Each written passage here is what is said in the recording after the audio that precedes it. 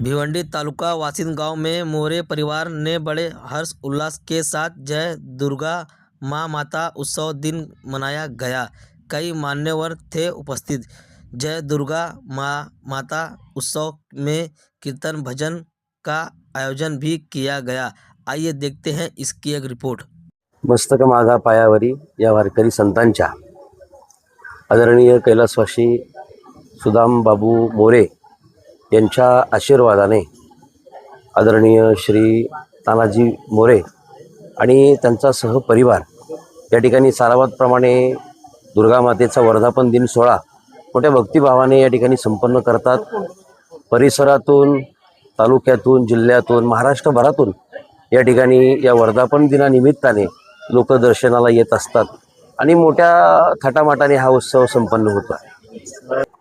देवा ग्रुप संघटना जी आहे ती महाराष्ट्रभर काम करते आहे। मग अनेक प्रकारचे उपक्रम ही मंडळी राबवते आहे।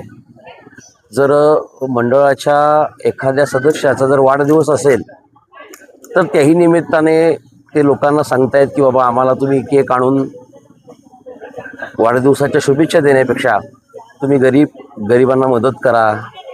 आणि वाढदिवसानिमित्ताने रक्तदान शिबिरसुद्धा बऱ्याच ठिकाणी राबवलं जातं। जे काही हँडिकॅप वगैरे लोक असतील त्यांना सायकली वाटप वगैरे केले जात आहेत। शैक्षणिक लोकांना वह्या वाटप, पुस्तक वाटप केले जातं। दुर्गा मातेच्या नेहमी हीच प्रार्थना करतो आहे की हा जो मोरे परिवार आहे या मोरे परिवाराला सुख, समाधान, शांती आणि यांच्या जीवनामध्ये भरभराटी हो ही माँ दुर्गा मातेच्या चरणी मी प्रार्थना करतो आहे। खूप दिवसापासून नाव ऐकून होतो, कारण हे देवा फाउंडेशन आहे म्हणजे एक विशेष कार्यरत करणारी हे म्हणजे फाउंडेशन उभारले झाले महाराज। कारण महाराष्ट्रभर यांचं नाव आहे बरं का। मी तर ऐकून होतं आमच्या वासुदेव महाराजांनीही खूप वर्णन केलं, म्हणजे विशेष कामगिरी केली, म्हणजे माणसाने जे केलं पाहिजे ते केलं आहे का। जेव्हा हे सकळ सिद्ध आहे हात चालावया पार, तेव्हा तू आपुले पाय तीर्थयात्रे जाये चुकू नको। म्हणजे माणसाला भगवान परमात्म्याने हा नरदेह दिला ना, मग त्याच्या भजनासाठी दिला, त्याचं कार्य करण्यासाठी दिला ना, मग त्याचंच कार्य ते फाउंडेशन करत आहे। खरं तर हाताचं भूषेने दान करणं बरं का, कंठाचं भूषेने नामचिंतन करणं आणि हृदयाचं भूषेने ब्रह्मनिष्ठा धारण करणं आणि पायाचं भूषेने तीर्थयात्रा करणं आहे का नाही। मग महाराज त्यांचं अगदी धर्म कार्य म्हणजे रक्तदान शिबिर सुद्धा त्यांनी अनेक ठिकाणी त्यांनी आयोजित केलेले आहे।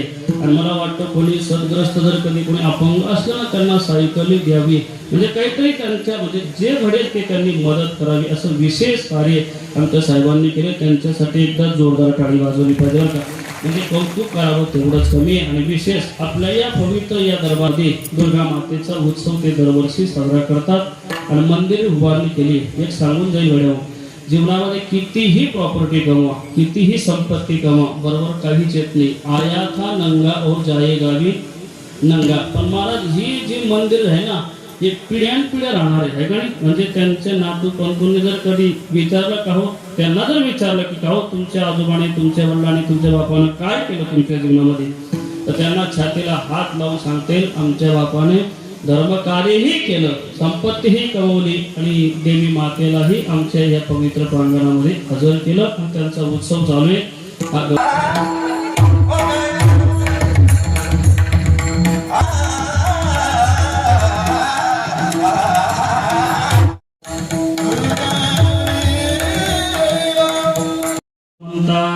आणि याला रूपावळी बर देवाला आणलं तर सहजासहजी आणलं बरं, करुणी खळे हरिदासी।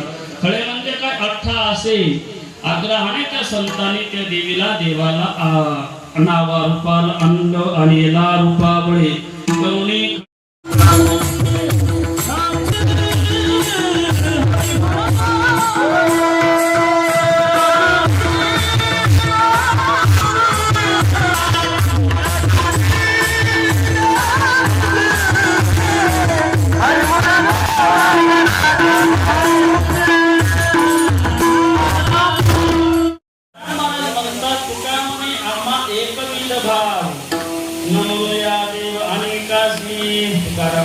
तर माझ्या पांडुरंग परमात्म्याने माझ्या विजयने दुसऱ्या देवाचं नामचिंतन केलं।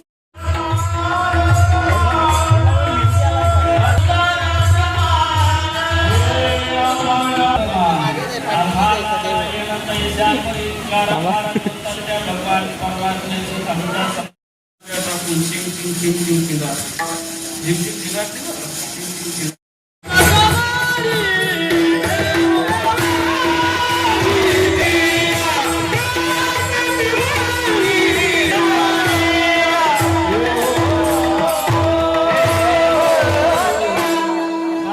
मंदिरात जाण्याच्या अगोदर भगवान परमात्मा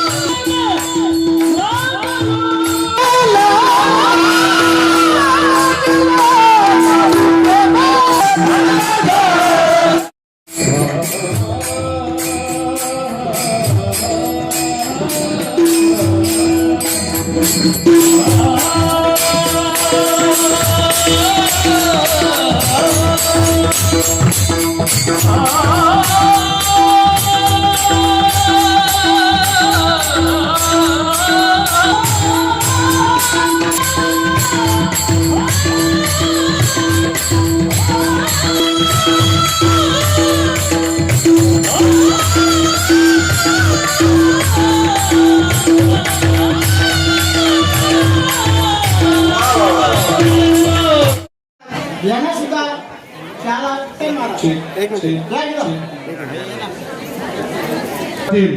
एक जुने ज्येष्ठ वारकरी की ज्यांनी आपल्या शिवनगर चौधरपाडा या ठिकाणी आणि अजून वास्तविक आपल्याला प्रत्यक्षात ना आज या कार्यक्रमात अजून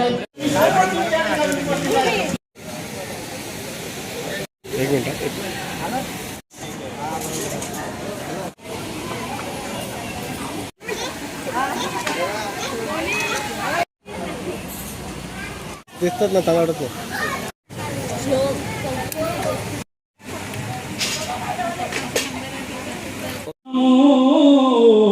सद्गुरु सच्चिदानंद रूपा नमो सद्गुरु भक्त कल्याण मूर्ती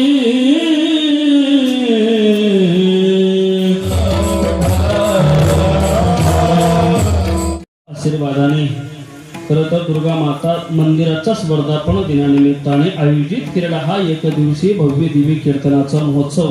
मला वाटतं ही कीर्तनाची परंपरा दुर्गा मातेचं मंदिर आणि हा वर्धापन दिन अनेक वर्षापासून चालू आहे. खरं तर ज्यांच्या स्मरणार्थ वैकुंठवासी सुदाम बाबू मोरे यांनीच ही परंपरा लावून दिली, हे मंदिर उभारणी केली आणि त्या देवीचा उत्सव दुर्गा मातेचा उत्सव आपण आजपर्यंत कार्यक्रम चालू ठेवलेला आहे. खरं तर आज वर्धापन दिनानिमित्ताने हा एक दिवसीय कीर्तनाचा महोत्सव. मला वाटतं या कार्यक्रमाचे आयोजक हरिभक्त पारायण तानाजी सुदाम मोरे यांनी या कार्यक्रमाचं आयोजन केलेलं आहे.